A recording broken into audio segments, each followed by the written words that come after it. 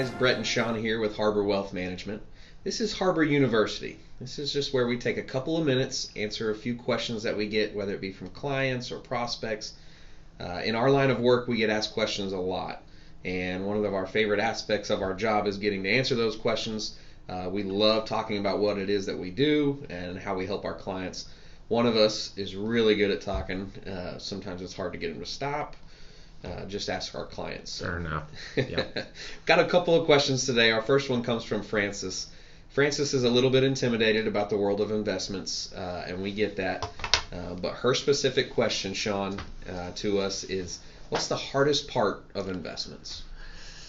Well, becoming an investor, in the beginning, there are two very challenging things, and so it's a two-part answer. The first part is the language of investing. It can be somewhat intimidating, challenging. For example, if I look at Brett's cup here and I say this cup belongs to Brett, pretty simple concept. If I say it in Mandarin Chinese, now it gets a little more complicated. And the simple fact is, investing can be like that. The language can create confusion where simple concepts exist. Yeah, I think there's terms out there that the average investor is not familiar with on the front end.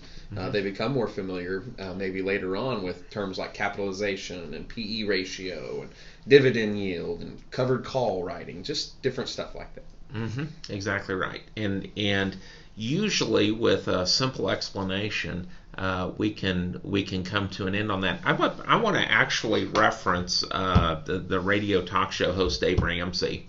And one of the things I've heard him say many, many times, and I've always appreciated this about him, is when you're looking for a financial advisor, look for one that has the heart of a teacher.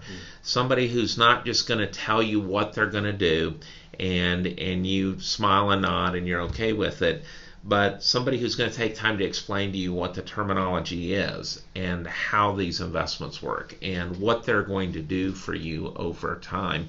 I think that can be very beneficial as well. Absolutely. I think when our clients first come in the first couple of years and meet with us, it tends to be a little bit one-sided and we're teaching.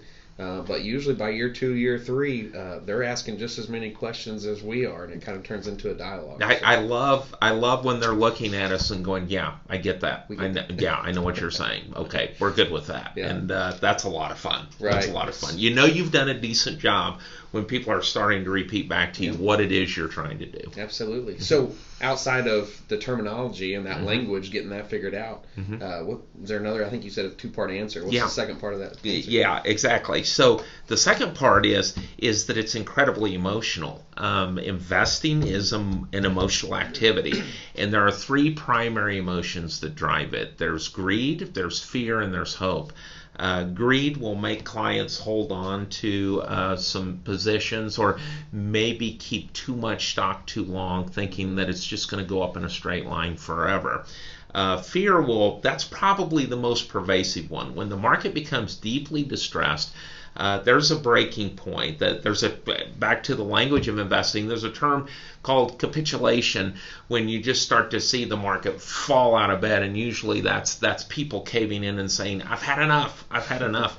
That's usually a good time to be a buyer. It's if you love shoes, you'll love shoes even more on sale, and if you're buying stocks, you want to buy them on sale, so that's usually a good time. But not to panic and sell out of good long-term investments just because they might be getting hammered temporarily. The third emotion is hope, and that was kind of a silly one because it's a bit of a gamble usually. It's usually driven by finding a security.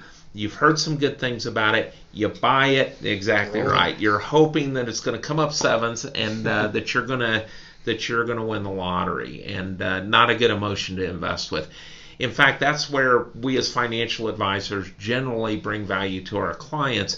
We act a little bit as a fire break. We help clients to do the right things at the right times because there's always that emotion creeping under the surface. Good. Our second question shouldn't be as challenging, and if I'm reading this correctly, it comes from Rich at the Ponca City Chamber. Oh, hey, Rich. How do you spell IRA?